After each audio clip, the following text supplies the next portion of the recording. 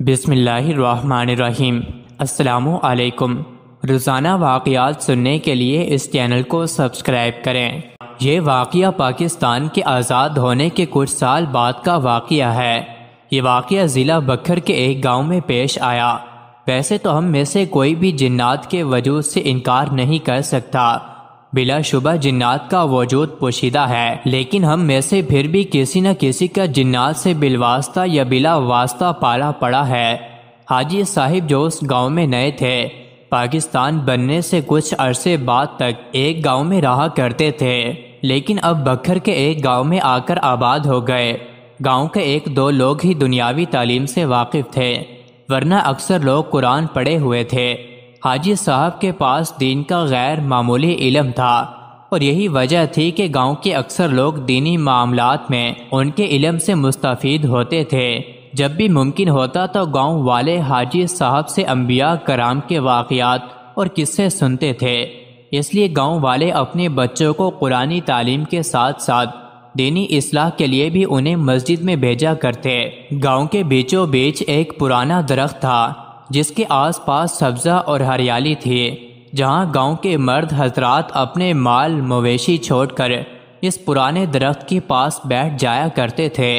امام صاحب بھی بکریاں چرانے وہاں جاتے اور دین کی باتیں کرتے۔ انہیں اپنے علم اور آگاہی کا ذرا برابر بھی غرور نہیں تھا، اس لیے سبھی لوگ انہیں جنازہ پڑھنے کے لیے بلا تکلف بلوا لیتے اور وہ چلے بھی جاتے، چاہے اس کے لیے انہیں کسی دور کے گاؤں بھی جانا پڑتا۔ سردیوں کی ایک سرد رات میں ٹھنڈی ہوا میں عشاء کی نماز کے بعد کسی نے حاجی صاحب کے دروازے پر دستک دی۔ دروازہ حاجی صاحب نے کھولا تو سامنے تین سفید داڑھی اور نورانی چہرے والے آدمی کھڑے تھے۔ دروازہ کھلتے ہی ایک نے نہایت ادب سے سلام کیا اور پوچھا کہ کیا یہی حاجی قدرت اللہ صاحب کا گھر ہے؟ امام صاحب نے جواب دیا، جی ہاں میں ہی ہوں۔ امام صاحب، میرے بھائی کا انتقال ہو گیا ہے اور میں آپ سے ان کی نماز جنازہ پڑھانے کی درخواست کرنے آیا ہوں۔ وہ آپ کی دینی علوم پر مضبوط گرفت اور مخلوق کی دسترس کی وجہ سے آپ کو انتہائی پسند کرتے تھے، اور ان کی یہ خواہش تھی کہ آپ ان کا نماز جنازہ پڑھائیں، اس لیے ہم آپ کے پاس حاضر ہوئے ہیں۔ میت تیار ہے، سب صفے باندھے آپ کے انتظار میں ہیں، برائے مہربانی ہمارے ساتھ چلیے۔ حاجی صاحب نے پوچھا کہ کیا میں ان کو جانتا ہوں یا وہ مجھ سے مل چکے ہیں؟ اس شخص نے جواب دیا کہ میرے بھائی آپ کو آپ کے پرانے گھر میں اکثر سنا کرتے تھے، تبھی وہ آپ سے اتنی عقیدت رکھتے۔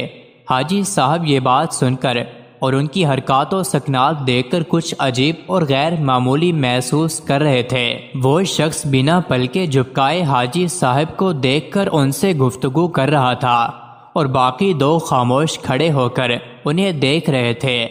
حاجی صاحب کے لیے رات کا جنازہ کوئی نئی بات نہیں تھی، اس لیے انہوں نے ان آدمیوں سے کہا کہ آپ رکیں، میں اپنا لباس تبدیل کر کے آتا ہوں۔ حاجی صاحب کے لوٹنے پر وہ حاجی صاحب کے آگے آگے چلنے لگے اور چلتے چلتے گاؤں کی حدود سے باہر نکل آئے۔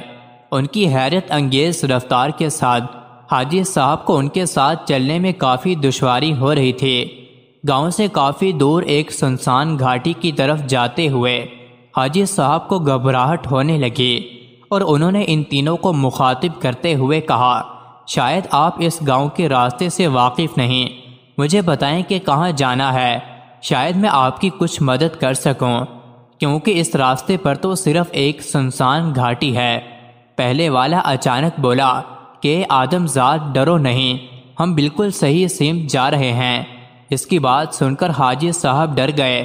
حاجی صاحب ذہن میں کڑیاں ملانے لگے کہ آدم ذات کہنے کا مطلب کیا تھا، وہ میرے پرانے گھر سے مجھے کیسے جانتا تھا؟ ابھی حاجی صاحب یہ سوچ ہی رہے تھے کہ پہلا شخص پلٹا اور کہنے لگا کہ دیکھیے میرے بھائی کی خواہش تھی تو ہم آپ کو یہاں لے کر آئے ہیں، ہم مسلمان جنات ہیں اور آپ کو کوئی نقصان نہیں پہنچائیں گے۔ حاجی صاحب نے حواسوں کو قابو میں رکھا اور گھاٹی کی طرف چل دیے۔ وہاں جا کر دیکھا تو لاتعداد لوگ سفید داڑھی اور سفید لباس پہنے کھڑے تھے، ان کے قد بہت لمبے تھے۔ حاجی صاحب نے جنازے کی امامت کروائی۔ امامت کے بعد جو جن حاجی صاحب کو لایا تھا ان کے سامنے کھڑا ہو گیا اور کہنے لگا کہ آپ کا بے حد شکریہ کہ آپ نے ہمارے بھائی کی خواہش پوری کی، ہم نے بہت دور جانا ہے۔